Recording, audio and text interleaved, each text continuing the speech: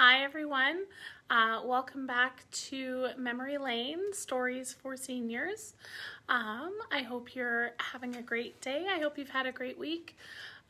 We are going to be finishing up with our short story by Thomas Hardy today, and that was The Withered Arm. So we're going to finish that up today, and then we're going to read a little bit of Robert Frost poetry. And then if we have time, we will also read some nature poetry that is a compilation put together by National Geographic. So lots of stuff to look at today. Feel free to check in and say hi when you get here. Let me know what you think of the story. If you've been keeping up with it throughout the weeks as we've been reading this one, feel free to let me know what you've thought of it if you haven't had a chance yet. Go ahead and watch those videos. We are also posting them to our YouTube channel, so you can look up the Sylvan Lake Municipal Library or the Sylvan Lake Library on YouTube as well. All right, well, without further ado, we will dive right into the last of The Withered Arm by Thomas Hardy.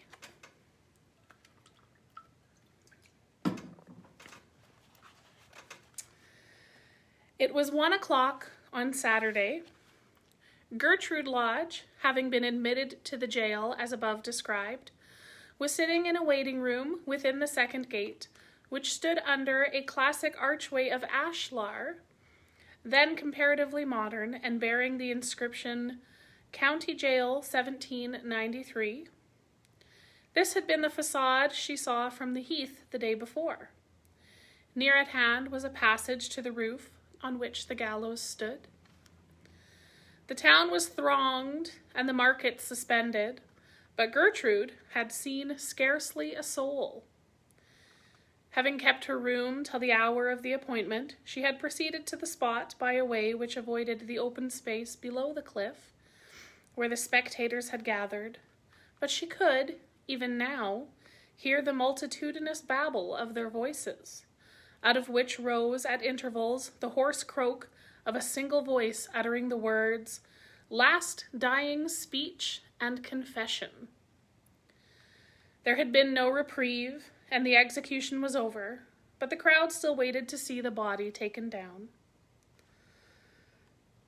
Soon the persistent woman heard a trampling overhead.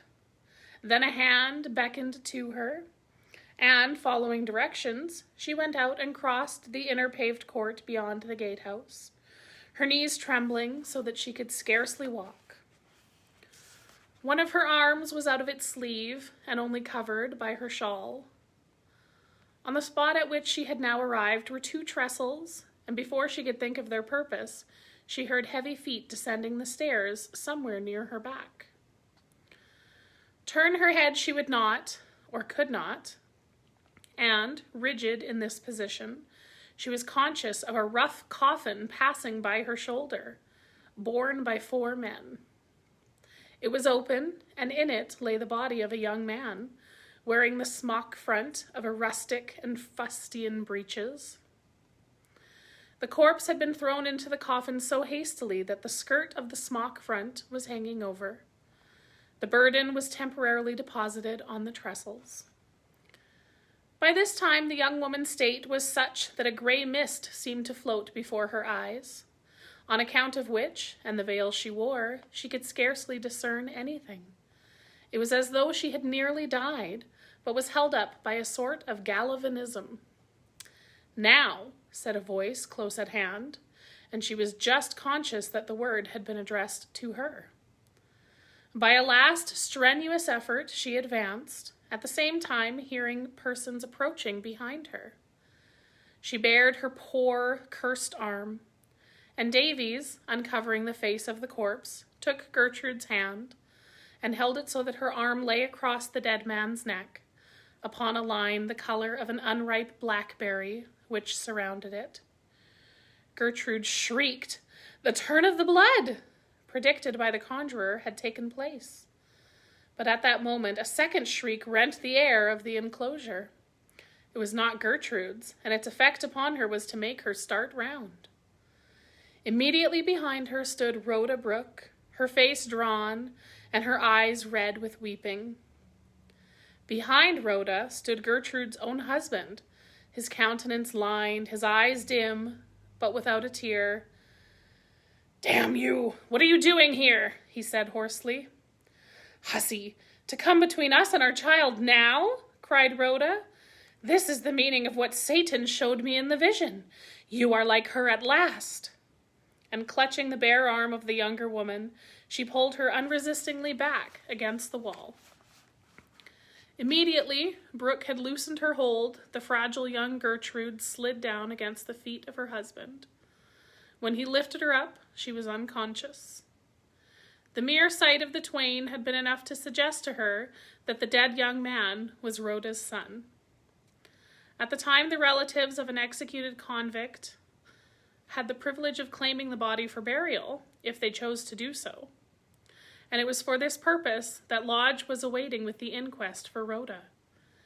He had been summoned by her as soon as the young man was taken in the crime, and at different times since, and he had attended in court during the trial.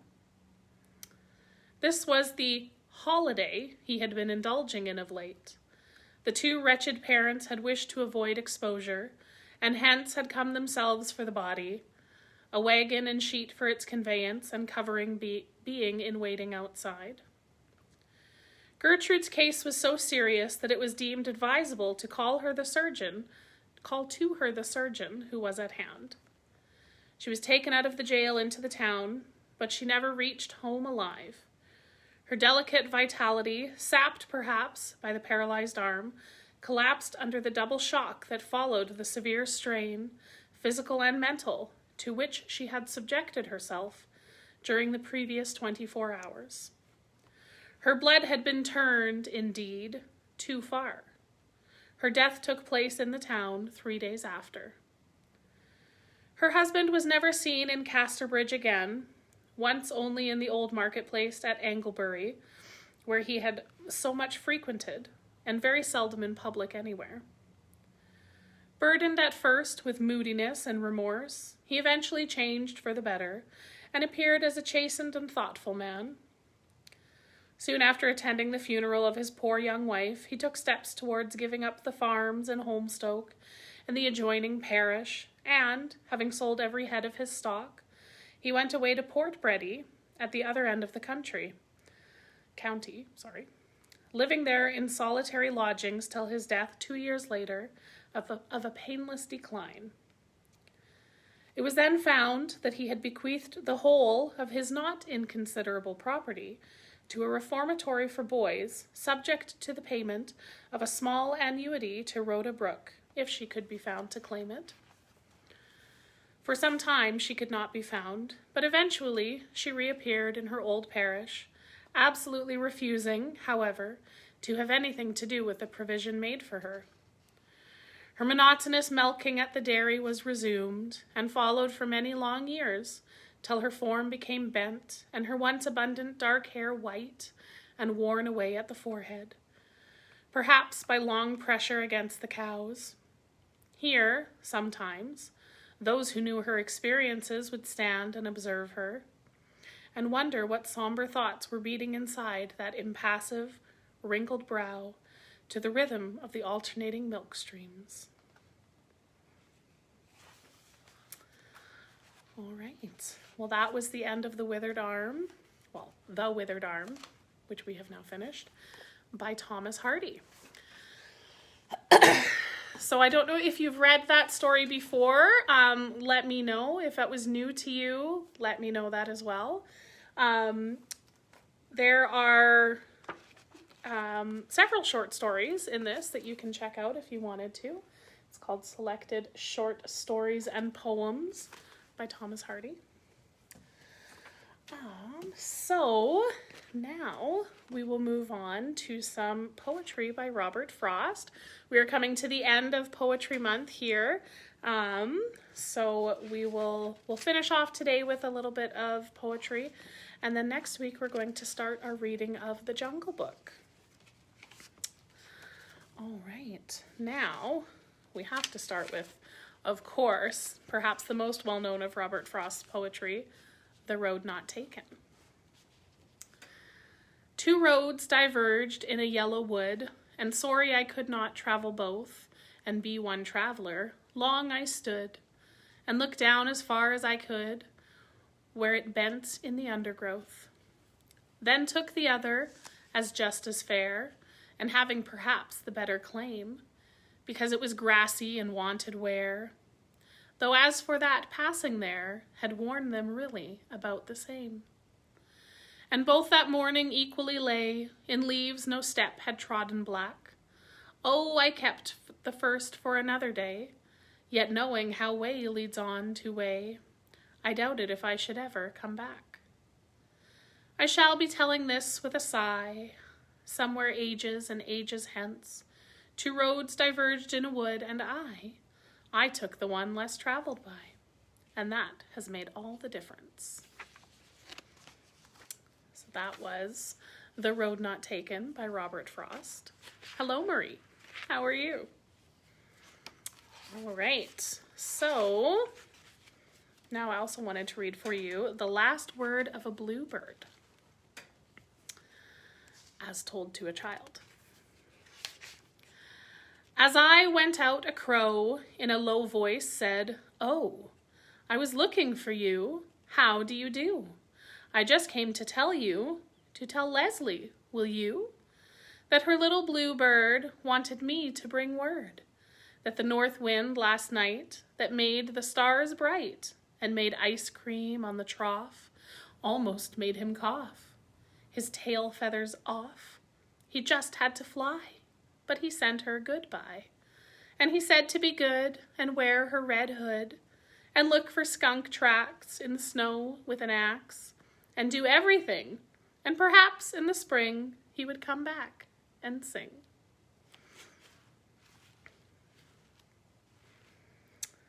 All right.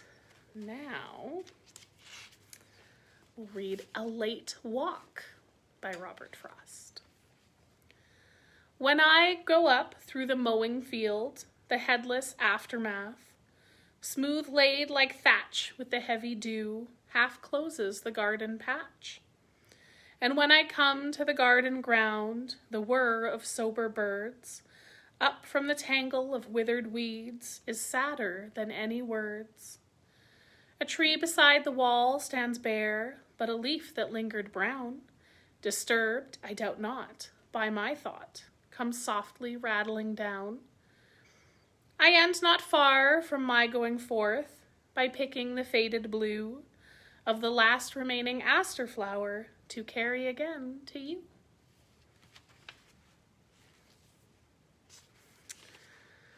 All right. This one is called Going for Water by Robert Frost. The well was dry beside the door, and so we went with pail and can across the fields behind the house to seek the brook if it still ran, not loth to have excuses to go, because the autumn eve was fair, though chill, because the fields were ours, and by the brook our woods were there. We ran as if to meet the moon that slowly danced behind the trees, the barren boughs without the leaves, without the birds, without the breeze. But once within the wood we paused, like gnomes that hid us from the moon, ready to run, hiding new, with laughter when she found us soon. Each laid on other a staying hand, to listen ere we dared to look, and in the hush we joined to make, we knew we heard the brook. A note as from a single place, a slender tinkling fall that made, now drops that floated on the pool like pearls, and now a silver blade.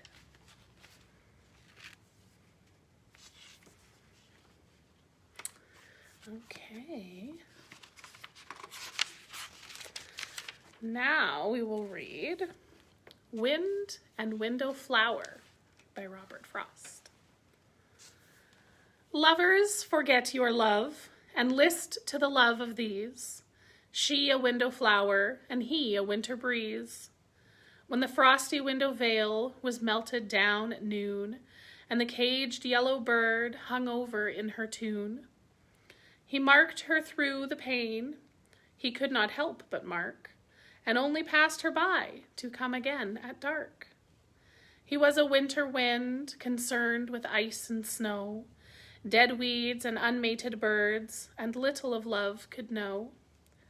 But he sighed upon the sill, he gave the sash a shake, as witness all within, who lay that night awake. Perchance he half prevailed to win her for the flight, and from the firelit looking-glass and warm stove window light. But the flower leaned aside, and thought of naught to say, and morning found the breeze 100 miles away.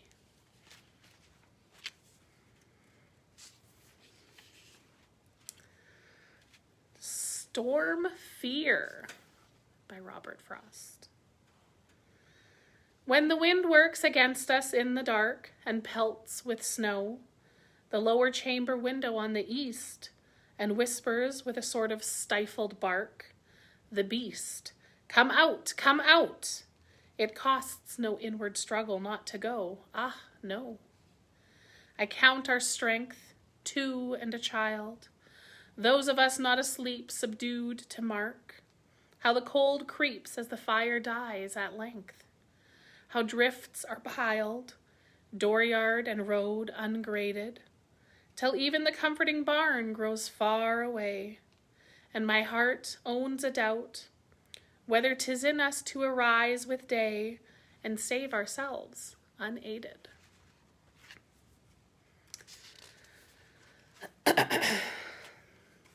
All right, and this is called To the Thawing Wind by Robert Frost.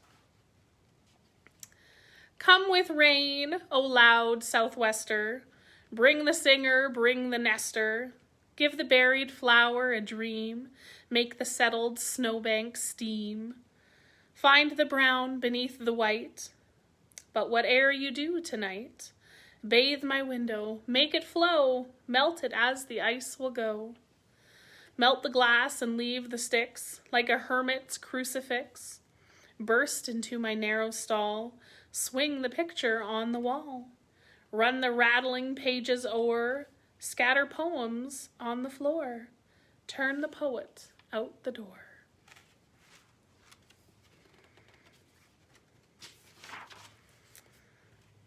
Okay. And the last one in this story that we'll read, or in this collection, is Mending Wall by Robert Frost. Oh, awesomeness. Thank you, Marie. I hope you enjoy listening to it later as well. Mending Wall. Something there is that doesn't love a wall, that sends the frozen ground swell under it, and spills the upper boulders in the sun, and makes gaps even two can pass abreast. The work of hunters is another thing. I have come after them and made repair, where they have left not one stone on a stone, but they would have the rabbit out of hiding, to please the yelping dogs. The gaps, I mean. No one has seen them or heard them made, but at spring mending time we find them there. I let my neighbor know beyond the hill, and on a day we meet to walk the line, and set the wall between us once again. We keep the wall between us as we go. To each the boulders that have fallen to each, and some are lobes, and some so nearly balls, we have to use a spell to make them balance. Stay where you are until our backs are turned. We wear our fingers rough with handling them. Oh, just another kind of outdoor game. One on a side, it comes to little more. There, where it is, we do not need the wall. He is all pine, and I am apple orchard. My apple trees will never get across, and eat the cones under his pines, I tell him. He only says, good fences make good neighbors. Spring is the mischief in me, and I wonder if I could put a notion in his head. Why do they make good neighbors? Isn't it where there are cows, but here there are no cows.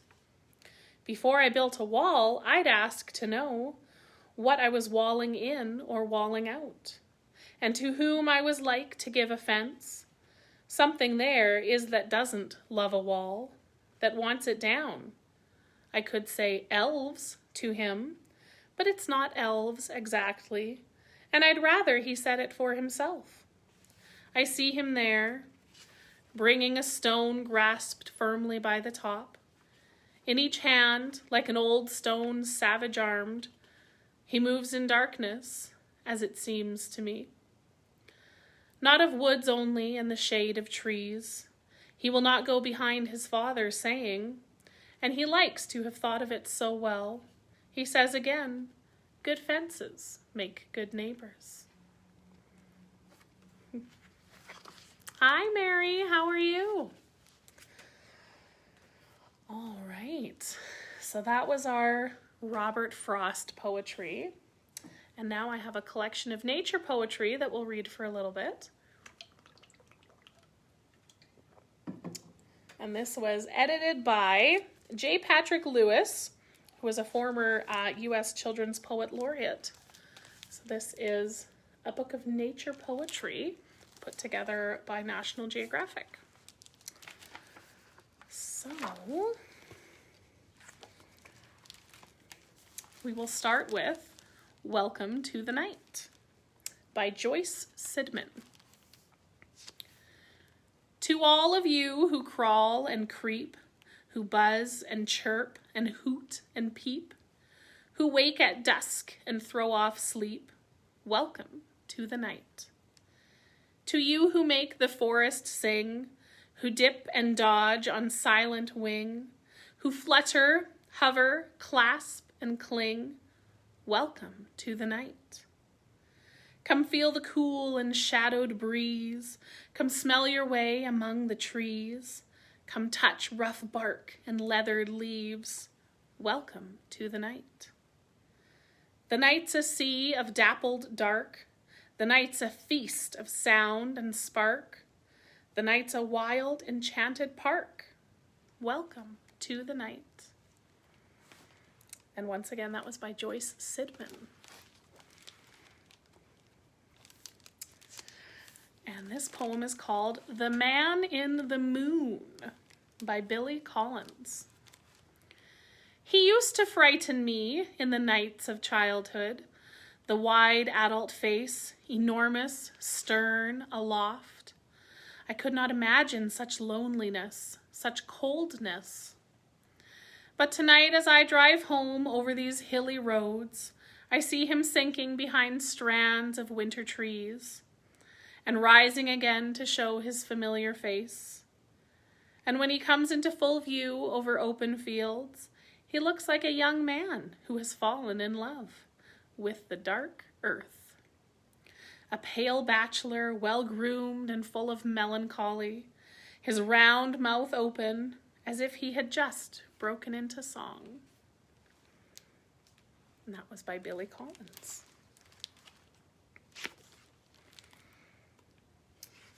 Okay. Our next poem is called Stars by A.E. Hausman. Stars, I have seen them fall, but when they drop and die, no star is lost at all. From all the star-sown sky, the toil of it all that be, helps not the primal fault. It rains into the sea, and still the sea is salt. And that was by A.E. Hausman. And this is by Robert Louis Stevenson. Some of you may know that name. And this poem is called Windy Nights. Whenever the moon and stars are set, whenever the wind is high, all night long in the dark and wet, a man goes riding by. Late in the night when the fires are out, why does he gallop and gallop about? Whenever the trees are crying aloud and ships are tossed at sea, by on the highway, low and loud, by at the gallop goes he. by at the gallop he goes, and then by he comes back at the gallop again. And that was Robert Louis Stevenson.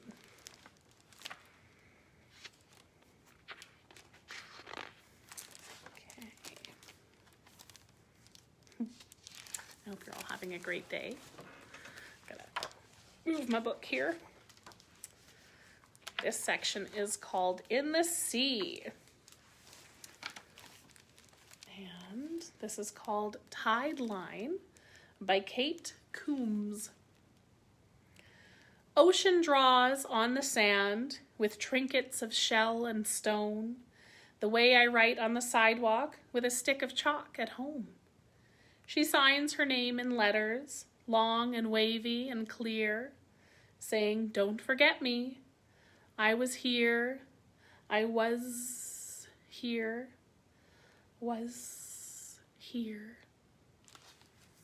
And that was by Kate Coombs.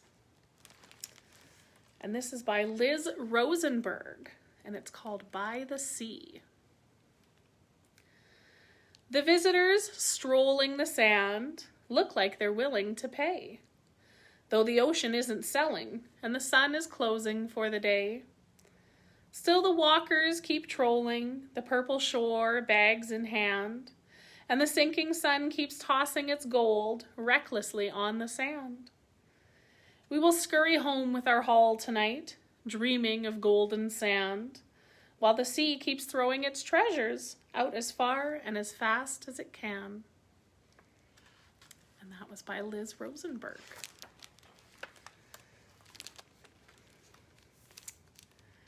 And this is called Galapagos, Hood Island. Here's what I saw today, a dazzling display of exotic wildlife, quietly sunbathing, side by side on the rocks. Sally Lightfoot crabs, vivid as ripe tomatoes, languid black lizards, marine iguanas in dark brocade coats, now swathed in turquoise and red, seabirds swooping overhead, pert yellow mockingbirds investigating the beach, and sea lions of all sizes, snoozing, snuggling, swimming, large eyes curious, velvety fur inviting, the forbidden touch of fingertips. This is, I thought, growing as fearlessly relaxed as the animals, the peaceable kingdom. And that is by Bobby Katz. I like this one, but I'm going to take a drink first.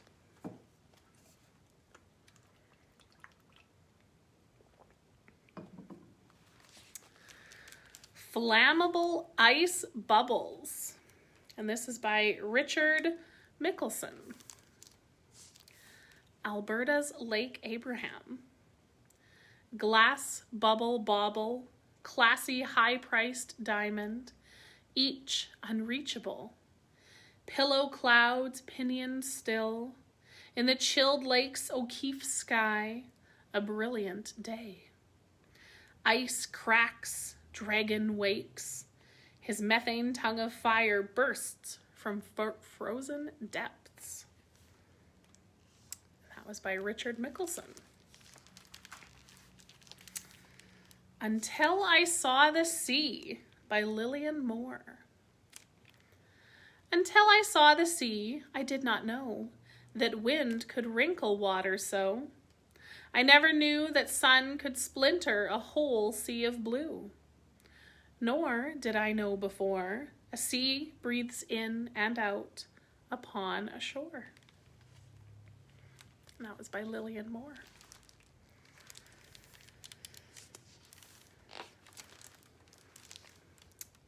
This is called Where Go the Boats by Robert Louis Stevenson. Dark brown is the river, golden is the sand. It flows along forever with trees on either hand. Green leaves a-floating, castles of the foam, boats of mine a-boating, where will all come home? On goes the river and out past the mill. Away down the valley, away down the hill, away down the river, 100 miles or more, other little children shall bring my boats ashore. And that was Robert Louis Stevenson. The Red Crabs of Christmas Island by B.J. Lee. From the forest, males are sprawling. Over craggy cliffs they're crawling, scuttling towards sea. Into sandy shores they furrow, digging a protective burrow near the sounding sea. Now the frantic females hurry, to the waiting males they scurry, skittering towards the sea. Eggs are laid where water's creeping, waves come closer, sweeping, sweeping, egg sacs out to sea. Baby crabs born in the ocean synchronize their sideways motion. Millions leave the seas and head back to the trees. And that was by B.J. Lee.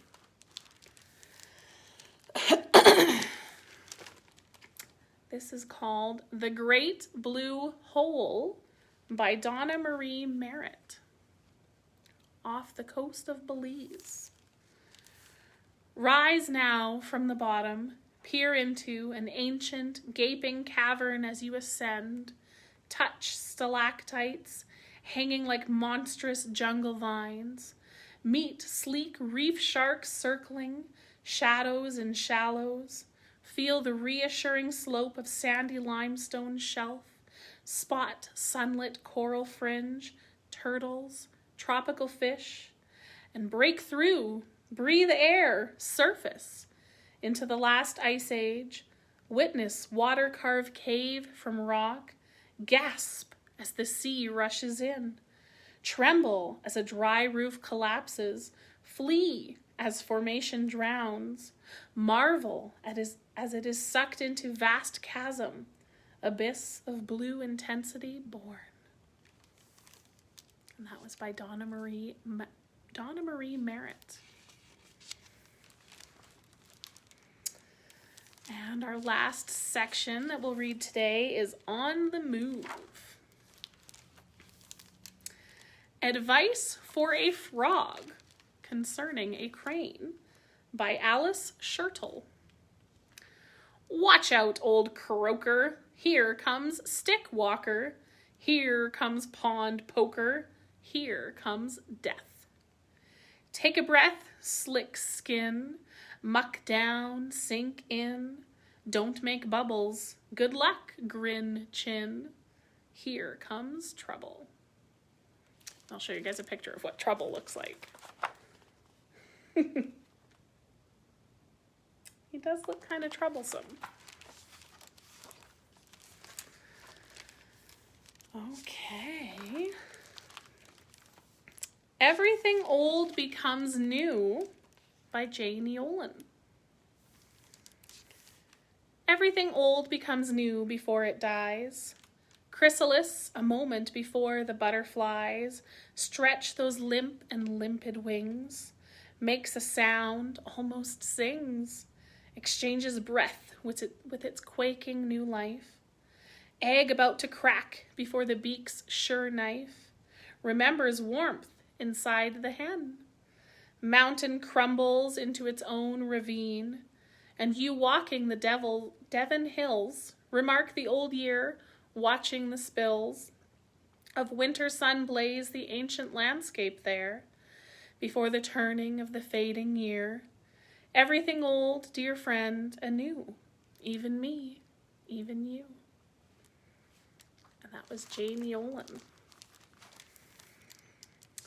All right. Our last poem today that we will read is called On the Grasshopper and Cricket by John Keats.